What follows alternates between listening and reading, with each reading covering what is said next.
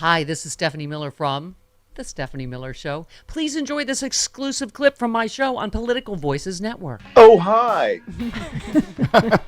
We can't see you today because you're probably on a super secret spy mission. But anyway, I'm wearing my I Stand With Ukraine t-shirt. Do you have any thoughts?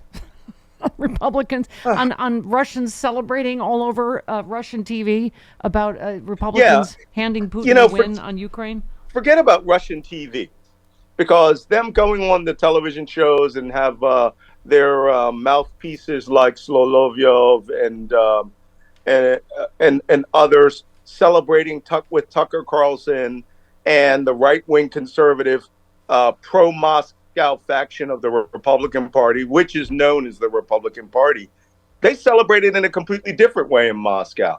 They fired 10 ballistic missiles into Ukraine last night, targeting strictly the city of Kyiv, trying to destroy the power heating system for the city. And fortunately, it was the Patriot missiles the United States sent that shot down those ballistic missiles.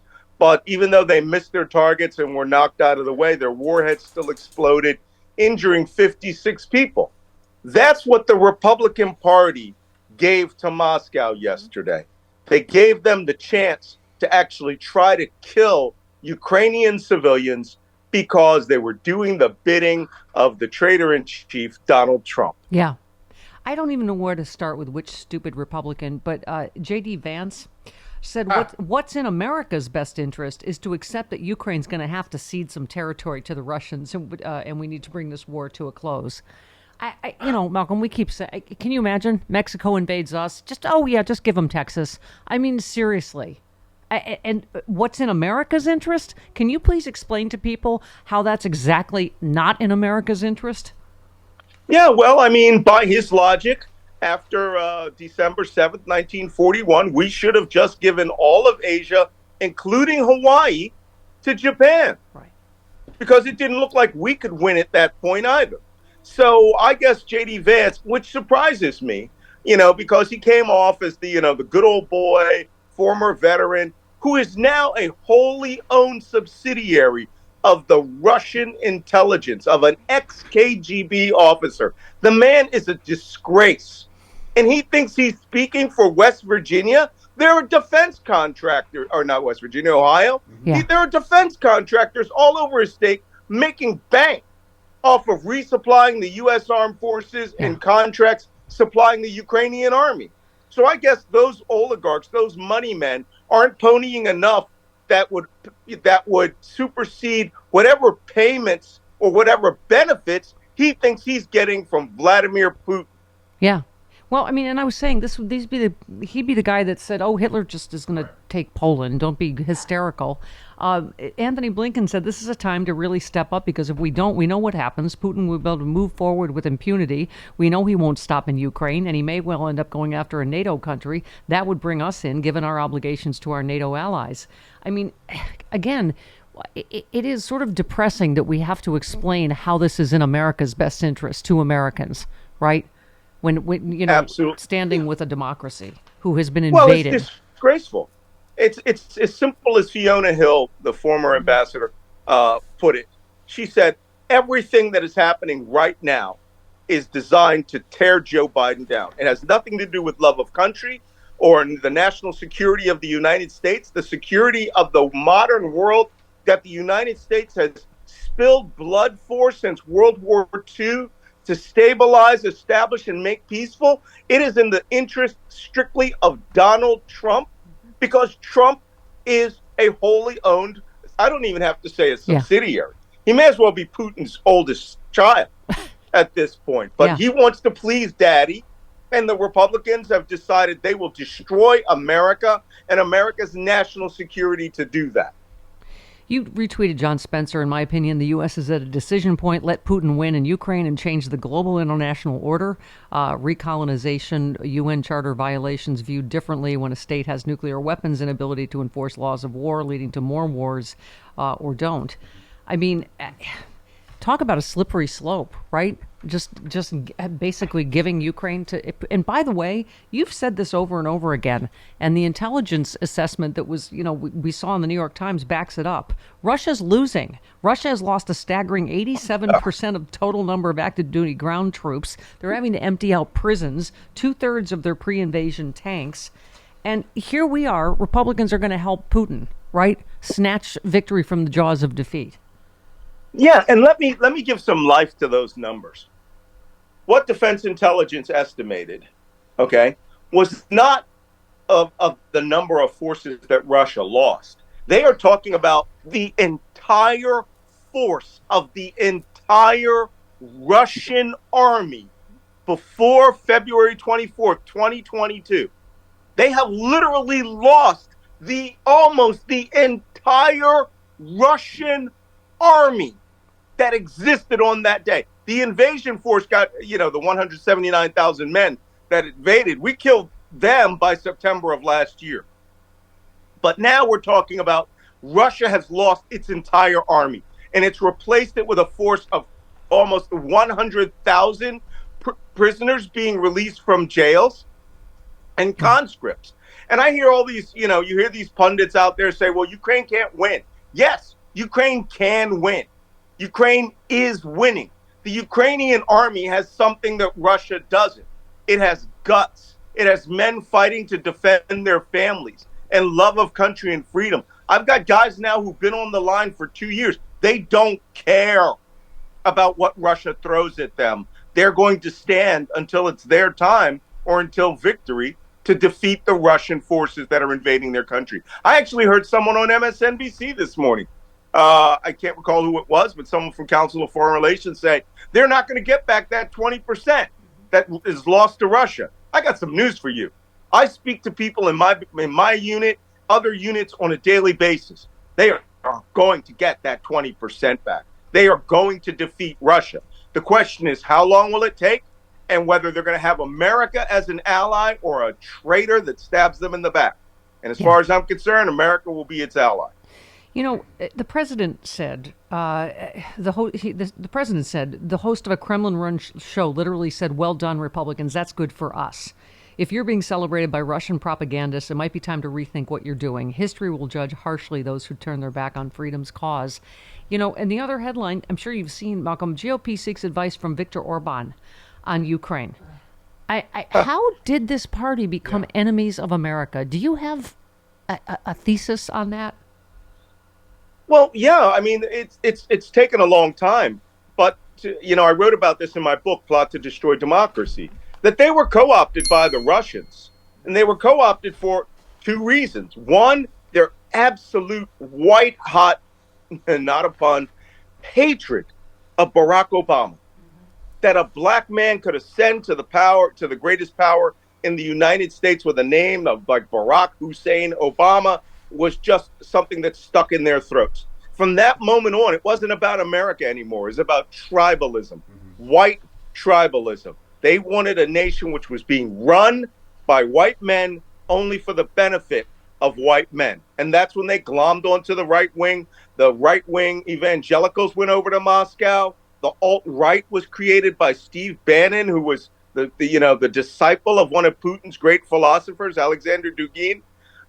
America just shifted and saw Russia as this white capitalist savior that was in alliance with them, and that America would have to be re-engineered so that they would rule 35% of this country would rule over 65%. And we are back on the chopping block for that again in this upcoming election. So if any of you think that you are out of danger, we are doubly into danger. The money people in the world are betting on destroying America as a liberal democracy and installing a natural all-white nationalist dictatorship. And they're now saying it out loud. Yeah.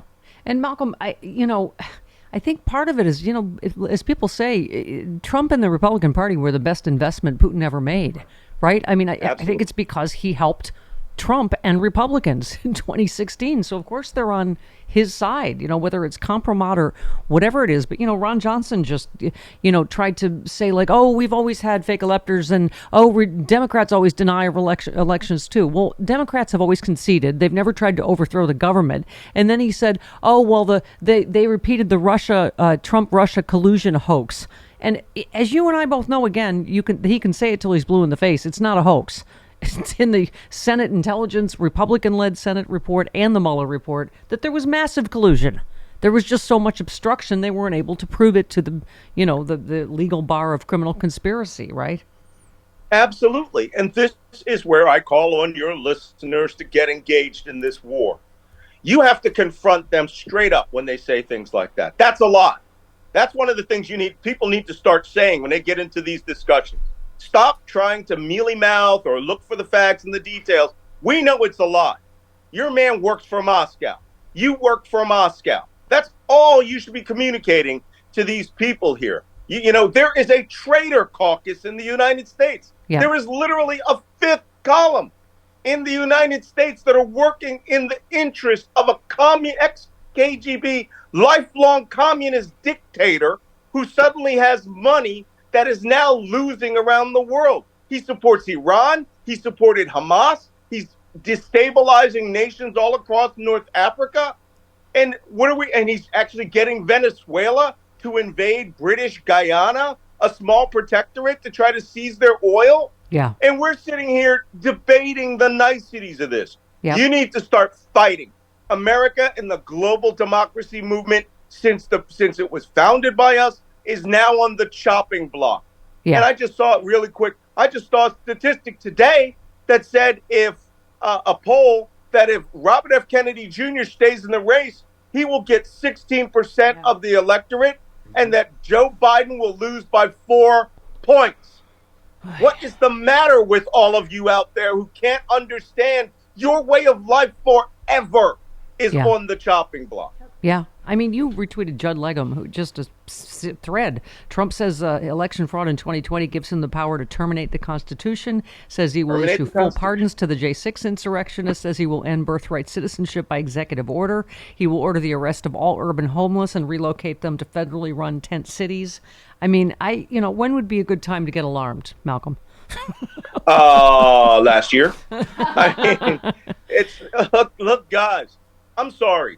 I'm going to start panic mode, okay? Yeah. Because a lot of people have become very soft about democracy. I know a lot of you out there are now one-issue voters about Palestine. One-issue voters.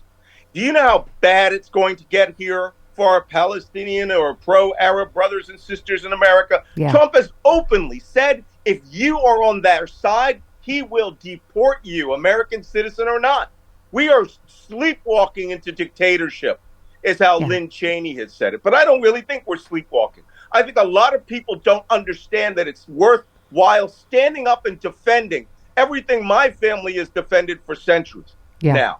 Yeah. And you got to be just as hot, okay, over all these other subjects. Oh, I'm sure you talked about the fact you women have just been ruled you don't have sovereignty over your own bodies, and a court of white men will determine whether you live or die. Yeah. With your neonatal health. Yeah. Malcolm, before y'all got issues. We all got issues. Yeah. Well, you brought up, the Middle East, and I guess you and I have talked about. I just think the president could not be doing a better job in such a horribly difficult situation. I'm glad he's speaking out more against Netanyahu. Yeah.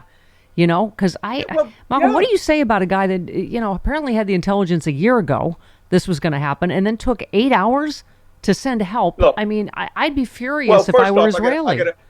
I got to debunk something. Okay. Help came immediately, right? But mobilizing entire army brigades is not something that just happens in a matter of minutes. Every cop south of Tel Aviv and Jerusalem went down there and had raging gun battles. It was 1,500-man force that had to be hunted down one man at a time. So for hours and hours, that 8 hours before the heavy brigades got there. If you haven't heard the story about the 3 tanks that were all women crews that mobilized themselves, went down there and killed over 50 terrorists, and were very discriminating about shooting into civilian areas. Yeah. You haven't seen bravery. Those Yeah. women just went and did it Yeah. because it needed to be I done. told you my ex was an Israeli tank commander. It's a long story. Anyway, Malcolm. She was also a runway model. Yes. Yes. So it was As Gal you, Gadot. as you, Right. as They you do. all are. It was Gal Gadot. Yes, Gal Gadot is my ex. No, she's not. No, she's not. Malcolm. I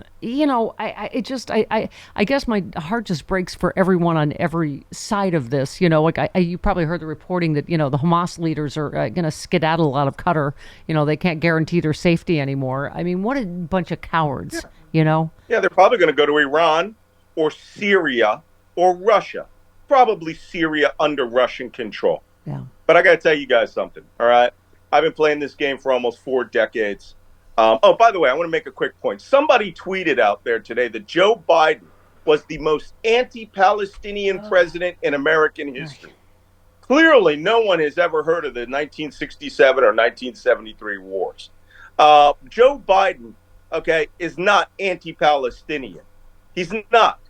Okay, he's trying to put an end to this. Right. But, these same people in the same breath will support or praise Hamas, the terrorist group that mass murdered and caused every death that's going on here. If you think Joe Biden's anti-Palestine, have you never heard of Donald Trump? He's literally talking about getting rid of the America you knew. He would have encouraged Netanyahu to use a nuke. Oh, yeah. Oh, I'm not God, no, I joking. said this. Gaza would be a parking lot. All the hostages would be dead. It would be if a Trump new were in. Trump golf But course quickly, if he Malcolm, had can you his way. address because obviously people see when they talk about proportionality, they see 1,200 Israelis were killed, and then they see we're like 18,000 Palestinians have been killed. Yeah, Go but ahead. we don't know if those numbers are real at all. Yeah. How many of those were soldiers? How many of those were Hamas fighters that were killed in action? Hamas, they literally do not and cannot count those numbers. They have been throwing those numbers up 1,000 at a time and breaking them out into 41% as children. No one has seen these numbers. No one has even seen any of the casualties. But you take that number and then you show one photograph of a child that, yes, it's horrible that children are lost. I didn't want to see anybody killed. Okay, but it took the Israelis 2 months to count 1,400 dead. How is Hamas counting 20,000 in a week? Yeah. Malcolm, sorry, we're running so long, but obviously this conversation will continue and continue. We will talk to you next week. Stay safe. Love you.